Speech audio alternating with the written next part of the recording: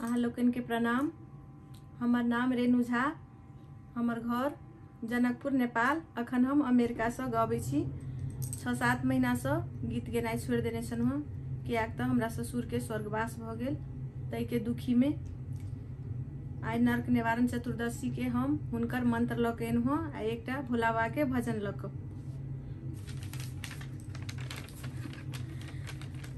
नागेंद्र हाराय त्रिलोचनाय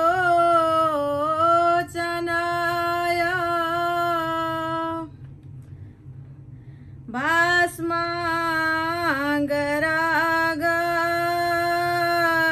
महेश्वराय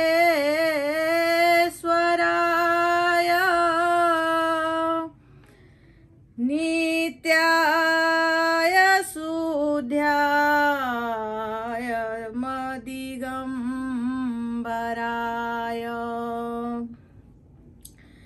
तस्मै नकाराय नमः शिवाय।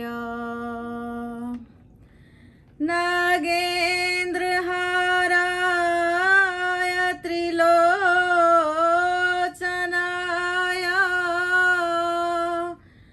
भस्मांगरागाय महेश्वराय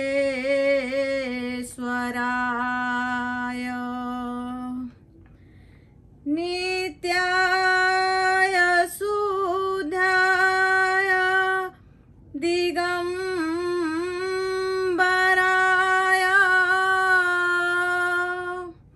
तस्मै नकाराय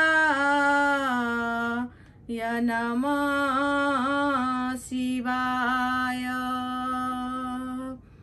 तस्मै नकाराय नमः शिवाय। शिव के भजन करला भैया, अहाँक बीतल उमेरिया। शिव के भजन कर बहिनिया, अहाँक बीतल उमेरिया। बीतल उमेरिया अहाँक बीतल उमेरिया। बीतल उमेरिया अहाँक बीतल उमेरिया। शिव के भजन कर बहनिया, अहाँक बीतल उमेरिया।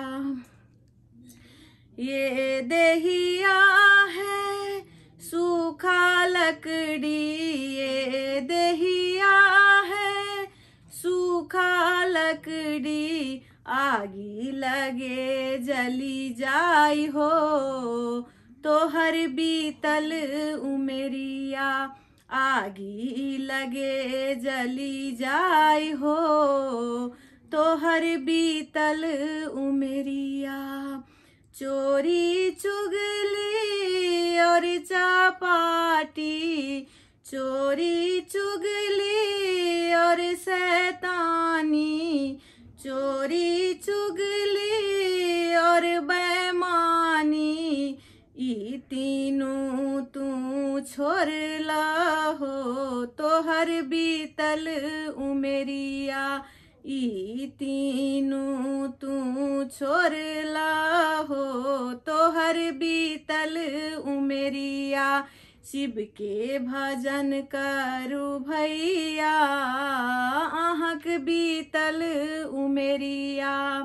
ए देहिया माटी का पुतला, ये देहिया माटी का पुतला। बूंदा परे गली जाई हो, अहाँक बीतल उमेरिया। बूंदा परे गली जाई हो, अहाँक बीतल उमेरिया। शिव के भजन करू बहिनिया, अहाँक बीतल उमेरिया। ये देहिया कागज का पुरिया, ये देहिया कागज का पुरिया। हाबा बहे उड़ी जाय हो अहाँक बीतल उमेरिया। हाबा बहे उड़ी जाय हो अहाँक बीतल उमेरिया। हाबा बहे उड़ी जाय हो अहाँक बीतल उमेरिया। चोरी चुगली और बेईमानी, चोरी चुगली और शैतानी, ई तीनों तू छोड़ दा हो तोहर बीतल उमेरिया। ई तीनों तू छोड़ दा हो तोहर बीतल उमेरिया। शिव के भजन करू भैया अहाँक बीतल उमेरिया। शिव के भजन करू बहिनिया अहाँक बीतल उमेरिया। शिव के भजन करू बहिनिया अहाँक बीतल उमेरिया। धन्यवाद।